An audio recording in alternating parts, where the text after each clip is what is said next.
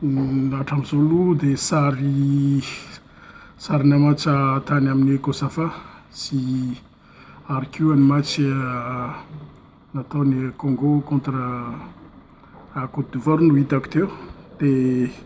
miandry aloha ahita le joueur avy any an-toerana miara-manao entraînement rapide sy nahavaka fitso ahafahana hoe hitenenana lesoka sy zavatra tokony hoe atsaraina amin'ny lafiny rehetrarehetra na amin'ny match zany na amin'ny toe-tsaina.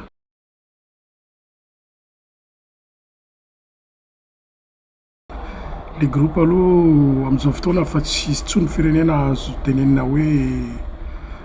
tsy ngeza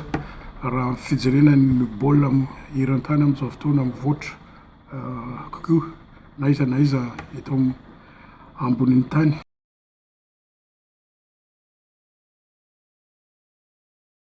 Fa ny fieritreretako anazy ny manahirana angamba rehefa mandray atsika satria raha fijerevako anazy zao araka ny fanaovam-baolina ny boakela avy any amin'ny tanàna dia le terrain no manahirana angamba raha fieritreretako azy satria ny terrain tsara indrindra anantsika amin'izao fotoana any amin'ny kianjany Rabe Mananjara any Majunga ka zao aloha tsika mbola hanao match an-tanin'olona anefa avy eo tsika tsy maintsy handray any amin'ny tanitsika fa manahirana amin'izao fotoana raha anatin'ny eritreritra na dia resy atsika aty Congo tsy dia maninona fa manahirana angamba ny fieritreretako anazy ahoana ny fomba ahafahantsika mandray ireo ekipa ireo any an-toerana ahafahantsika manao baolina amin'ny terrain azo tenenina hoe tsara indrindra mba ahafahana ireo mpilalao avy any amintsika kinga sy aingana ary teknika anefa ny antsika tsy dia bevata dia nefa ny matetika ny ekipa avy aty Afrika bevata daholo le joueur ka mba ahafahantsika hoe hanao izay mety indrindra amin'ny lafiny teknika sy amin'ny lafiny fahavitrinana dia izay no manahirana rehefa mieritreritra momba an'izay.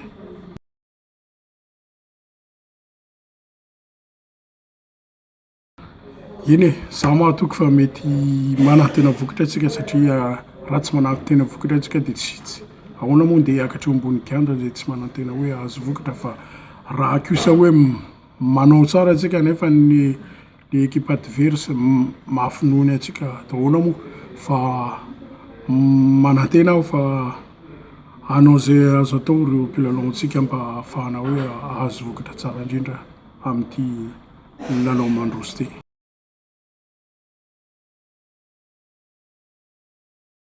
Mba ahoana moa tiako tenenina hoe ahoana fomba ahafahan'zareo hanampy atsika hoe mba ahafahana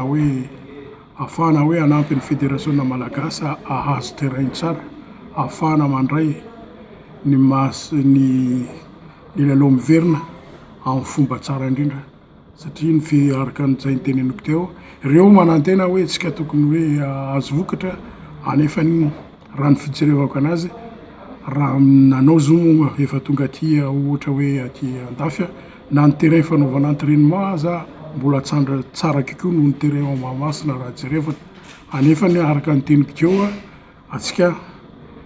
mpanao baolina teknika ary aingana kinga anefa kosa zay talenta zay tsy tafavoaka rehefa manao baolina amin'ny toerana tsy dia tsara amin'ny terrain tsy dia tsara dia ahoana moa misaotra zareo aloha amin'ny fanampindreo hatrizay amin'ny fanampindreo ny fédération zany amin'ny fanampindreo ireo joueur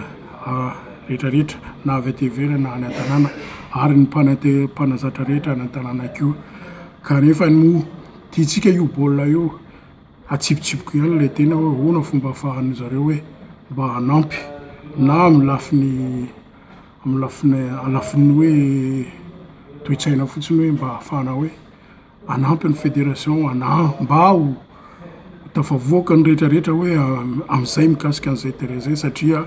baolina ketra io tsy maintsy eo ambony kianja ny manao anazy fa tsy any ivelany na ninona aza ny teniteneninay na inona fomba atao momba ny entraînement nefa rehefa tonga amin'ny terrain anao dia raha manao baolina amin'ny terrain tsara anao dia tsy maintsy tsy misy vokany tonga exemple fotsiny hoe raha tenenina hoe match amical natao teto Créteil any ohatrany antsika indray ny hoe le équipe manao amin'ny deuxième division raha fijerevana azy tao anefa ny ankamaroany mpilalao tonga teo manao amin'ny CFA na amin'ny CFA ty ny sasany anefa ny antsika raha hoe fijerena baolina teto zany tsy hita mihitsy zay hoe manao amin'ny CFA na CFA ty ireo mpilalao avy amin'ny tanàna nanao baolina teto Créteil ohatra